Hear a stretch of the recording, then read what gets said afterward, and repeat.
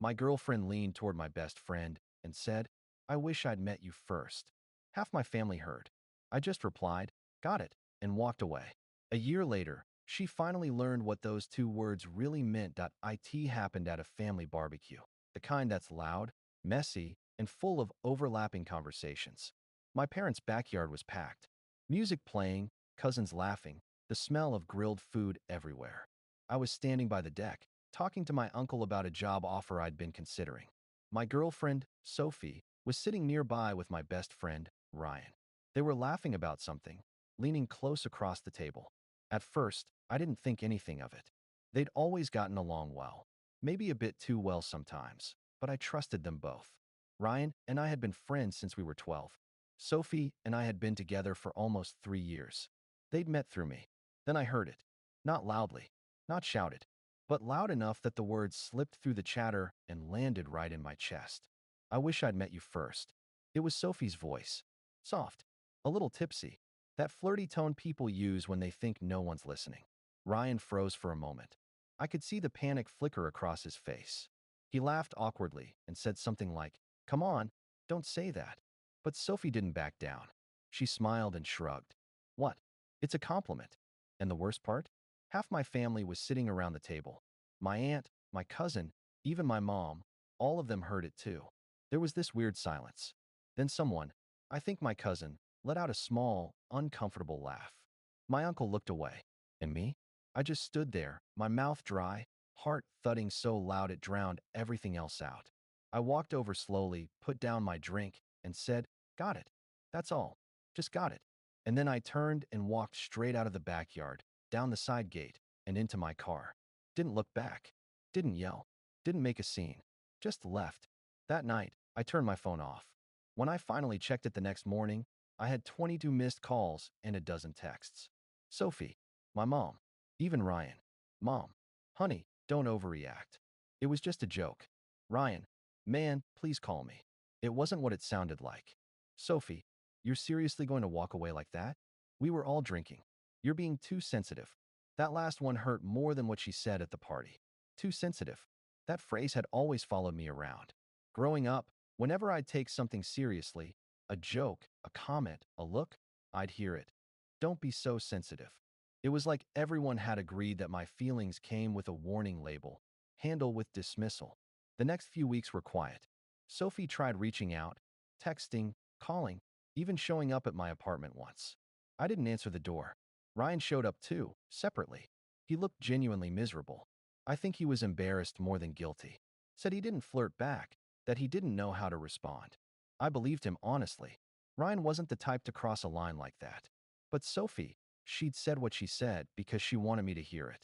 That's the kind of thing you say to test someone's worth, to make them feel small. So I let her feel what silence felt like in return. About a month later, I started focusing on myself. I went to the gym more often, picked up extra projects at work, moved to a new apartment, smaller, but quieter. And without realizing it, I started healing. Not in the dramatic, movie way, more like slow erosion. Every day, the sting faded a little bit. Every day, I found new things that didn't remind me of her. I learned to cook, took solo weekend trips, made new friends outside of that same old circle. And Ryan, well, he stayed around. Carefully, respectfully. He apologized every now and then, even when I told him it wasn't his fault. We rebuilt, slowly. I could tell he felt guilty for not defending me that day, but I didn't hold it against him anymore. People freeze when things get awkward. I've done it too. A year went by. I hadn't heard from Sophie in months. Not until she texted me one afternoon out of nowhere. "Hey, can we talk? Just for a bit? I owe you an apology." I stared at it for a while. I was at work, between meetings, sipping cold coffee. And for the first time since the breakup, the message didn't make my stomach twist. It made me curious. So I said, "Sure." 6 p.m., coffee shop near 5th Street. She showed up late, like always. Same perfume, same perfect smile. But something in her eyes looked different. Tired, maybe. "Matt," she said quietly, "you look really good." I just nodded. "Thanks." There was a long pause before she said it. I shouldn't have said that. What I said that day, it wasn't funny.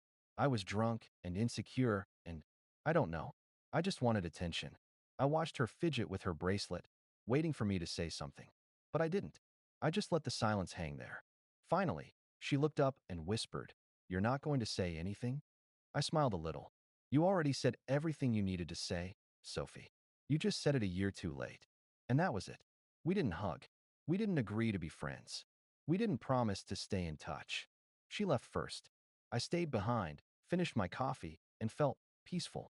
2 weeks later, Ryan and I went to a small get-together at another friend's house. Guess who was there? Sophie's best friend, Emily, one of the people who'd been sitting at that table during the barbecue. After a few drinks, she came over and said, "You know, Sophie still talks about that day sometimes." I raised an eyebrow. "Oh." Emily nodded. "Yeah.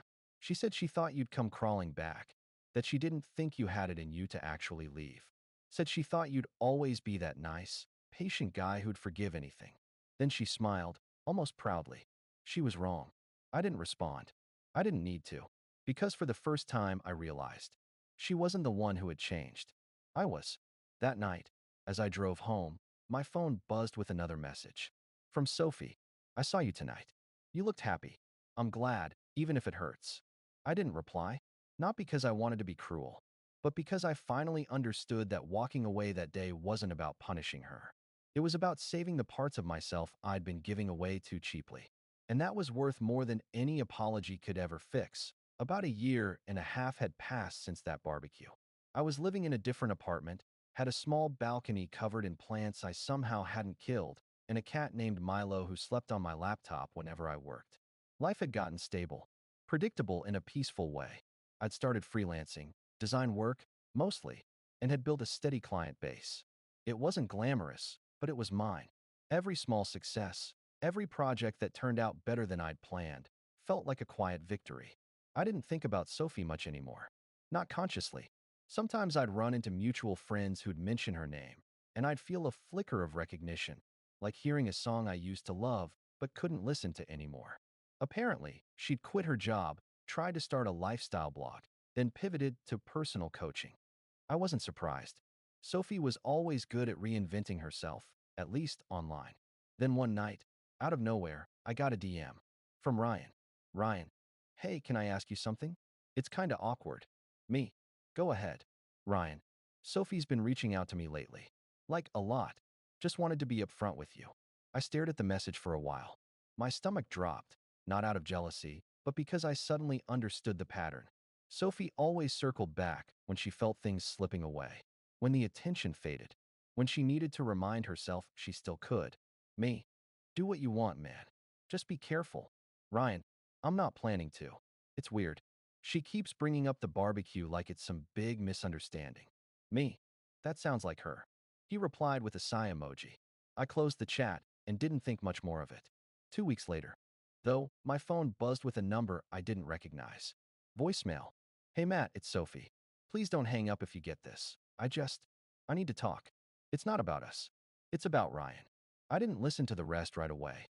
I had this cold feeling in my stomach, like deja vu laced with dread. That night, I called Ryan. He picked up on the second ring. His voice was shaky. "Man, you're not gonna believe this. She's been messaging me constantly, saying she wants to clear the air. I told her to stop, and she posted this weird story online. Like, about a toxic friendship where the guy manipulated her. It's obviously about me." I sat back in my chair. "Did she use your name?" "No, but she didn't need to. Everyone can connect the dots." Sophie always knew how to twist the narrative. She'd built her blog audience around empowerment stories, and now she was repurposing her past for sympathy clicks. For the next few weeks, things spiraled. Ryan told me she'd started messaging some of our mutual friends, hinting that I had emotionally manipulated her during our relationship, that she finally realized why she said what she said that day at the barbecue. I tried to brush it off at first, let her burn out. But when one of my clients mentioned seeing a story about a controlling ex who isolated his girlfriend from her friends, I knew she'd crossed a line. That's when I started documenting things. Screenshots, dates, every mention of my name or photo. Not because I wanted revenge, but because I'd learned that silence can look a lot like guilt if you let the other person control the narrative. One night, I couldn't sleep. It was 2:37 a.m. I got out of bed, sat at my desk, and opened an old folder labeled Sophie. Inside were photos, texts, old voicemails, relics of a time I thought I'd buried. I didn't know why I kept them back then. Maybe part of me knew I'd need them someday. There was one video taken by my cousin during that barbecue, the one where it all started. You could see Sophie at the table, leaning toward Ryan, that smirk on her face. And you could hear it, crystal clear. I wish I'd met you first. Followed by awkward laughter, silence, and me saying quietly, got it. Then walking away. I watched it twice. My chest felt tight. But then I realized, this wasn't pain anymore. It was clarity. She could rewrite her story all she wanted. But the truth didn't need defending. It just needed proof. I sent the video to myself, time-stamped, and backed it up on 2 drives. Then, carefully, I wrote a single email, not public, not emotional, to Sophie. You're free to tell your story however you want. But if any more false claims about me surface, I'll consider it defamation. I have recorded evidence from that day. Please stop mentioning me in your content. Wishing you well. No threats. No anger. Just facts. She never replied. But a few days later, the post about me quietly disappeared. The podcast episode she'd teased didn't air. And the mutuals who'd been sharing her story suddenly unfollowed her. About a month later, Ryan texted me again. Ryan, she's moved on to a new guy. Some photographer she met at a workshop. Me? Good for her. Ryan, yeah. She told him she used to date a narcissist who ruined her confidence. I think she means me. Me.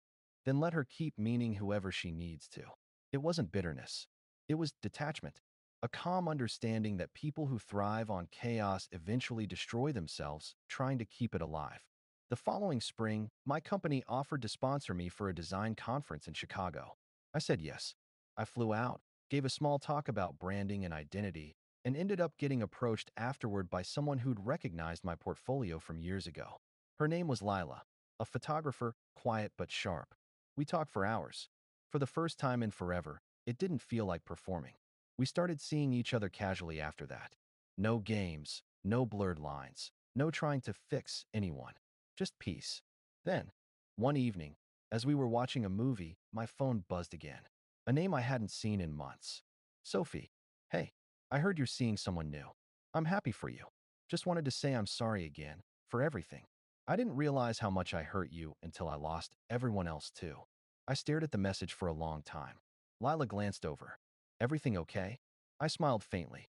Yeah, just a ghost from another life. And for the first time, I didn't feel anger or sadness, just quiet gratitude that I wasn't that man anymore, the one who stayed after being told he wasn't enough. I deleted the message. Milo jumped onto the couch beside me, purring like a motor. And somewhere deep down, I knew. The moment I said got it, that day in my parents' backyard, was the exact moment I started becoming who I was meant to be. Update 1. It's been another 6 months since I last thought about Sophie, or so I thought. Life had been steady. Lila and I were doing great. Nothing dramatic, no endless analysis of feelings or passive-aggressive silences. She was the kind of person who said what she meant and meant what she said. That alone felt like luxury. But one Monday morning, while I was making coffee before a client meeting, I opened my inbox and froze. A message from a law firm. The subject line read, "Notice regarding online defamation claim." For a second, I thought it was spam. But then I opened it and saw my name, my address, and a paragraph explaining that I had been named in a potential complaint for online harassment and reputational damage. The claimant? Sophie W. My first reaction wasn't anger. It was disbelief. The kind where your brain can't even process what's happening because it's too stupid to be real. I read it again, slowly. Apparently, Sophie had accused me of spreading false information about her professional reputation and leaking private recordings. Private recordings. She meant the barbecue video. I sat there, staring at the email, the smell of burnt coffee filling the kitchen. Then I opened my laptop and pulled up the old folder, the one I'd kept backed up just in case. Everything was there. The video, timestamps, emails showing I'd never sent or published it anywhere. The single message I'd sent her, privately, warning her to stop using my name. I exhaled, finally. She wasn't just stirring drama anymore. She was gambling with something real. So I did what I do best, documented everything. I forwarded the email to a lawyer I'd worked with before, a calm, detail-oriented woman named Jenna. She'd helped me with a small business contract once, and I trusted her. Within an hour, she called. "Matt, I looked at the notice. It's not a formal lawsuit yet, but it's definitely serious. The key thing is, don't respond directly to her or her lawyer. I'll draft the official reply. I nodded, even though she couldn't see me. Can we counter if this turns into something? Jenna's tone was dry. If it escalates, yes. But based on what I'm seeing, she's bluffing. Probably trying to scare you into silence. That word, silence, hit me harder than I expected. Because that's what Sophie always relied on. The idea that if she twisted the truth loudly enough, people like me would quietly step aside. Not this time. By Wednesday, Jenna had replied formally to the firm, attaching proof that I had not shared or published any private material, and including screenshots of Sophie's own posts that indirectly referenced me. 2 days later, the firm responded with a short message. Our client has chosen not to pursue the matter further. That was it. No apology. No explanation. Just a quiet retreat. But I knew Sophie. Silence from her never meant surrender. It meant recalculating. A week later, I got a call from my mom. Her tone was hesitant, almost guilty. Matt, I ran into Sophie's mom at the grocery store. She said Sophie's been going through a rough patch. Financially. Apparently, she lost some brand deals after that whole situation online. I pinched the bridge of my nose. Mom, please don't get involved. I'm not, she said quickly. Just, she's moving back here for a while. I thought you should know. I thanked her and hung up. But the information sat with me, heavy. Not because I pitted Sophie, I didn't. But because I could already see the next move forming, proximity. The one tool manipulators use when words stop working. Sure enough, 3 weeks later, I ran into her. It was a Sunday morning at the farmer's market downtown. I was with Lila, carrying coffee in one hand and a bag of peaches in the other. Then I heard it. That voice I tried to forget. Matt. She looked almost unrecognizable. Thinner, tired, wearing sunglasses too big for her face. But it was her. I kept my expression neutral. Hey. She smiled faintly. Can we talk for a second? Lila looked at me, but didn't say anything. I nodded for her to go ahead. She knew enough of the story to understand. Sophie waited until Lila was out of earshot, then sighed. Look, I'm sorry about the legal thing. My friend convinced me to file that notice. Said you could have leaked that video. I panicked. I studied her face. She wasn't lying, not entirely. But she wasn't telling the truth either. Sophie, I said quietly, you don't get to panic at my expense anymore. She blinked, like she hadn't expected that tone. Then she swallowed hard. I lost a lot, Matt. After you sent that message about the video, brands stopped working with me. People thought I was the crazy one. I never meant for it to go that far. I didn't answer right away. The sounds of the market filled the silence. Chatter, the buzz of espresso machines, someone laughing nearby. Finally, I said, you didn't lose anything because of me. You lost it because you kept treating truth like a PR strategy. Her eyes welled up. I just wanted to fix things. I gave a small, tired smile. You can start by fixing them for yourself, not by dragging me back into it. Then I turned and walked toward Lila, who was pretending not to watch. We left the market without another word. That night, Sophie sent one last message. You've really changed. You're colder now. I guess that's what peace looks like. I didn't reply. Because she was right, it was peace. Not the kind that feels triumphant, but the kind that's earned through exhaustion. The kind that finally lets you rest. Final update. It's been almost 4 years since that barbecue. The one that changed the way I look at people, love, and silence. Sometimes it feels like it happened to someone else. Sometimes, on quieter nights, it still feels like yesterday. I'm 32 now. Lila and I got married last fall. Nothing huge, just a small ceremony by the lake, surrounded by friends who actually show up when it matters. Ryan was my best man. My mom cried through the vows, of course. Life's simple now. Not perfect, just peaceful. I run my design studio from home. We adopted a second cat. Lila named her Pixel. And most days start with the same ritual. Coffee, quiet music, sunlight through the blinds. It's the kind of calm that would have bored the old me. The me who thought love had to be dramatic to be real. A few weeks ago, something unexpected happened. I got an email from a journalist, small online publication, focused on digital ethics and influencer culture. She wrote, Hi Matt, I'm working on a long-form piece about online accountability and the blurred line between personal storytelling and defamation. Your name came up briefly in connection with a creator named Sophie W. I was wondering if you'd be open to sharing your perspective. I sat there reading it for a long time, feeling a slow, dull ache in my chest. Not anger, not fear, just fatigue, the kind that comes from realizing your past isn't quite done with you. Lila was in the kitchen, making dinner. When I told her, she just said, "You don't owe anyone your story. Not anymore." She was right. But that night, after she fell asleep, I opened a blank email draft anyway. I didn't send it. I just wrote, "There's not much to tell. Someone once told me I wasn't enough."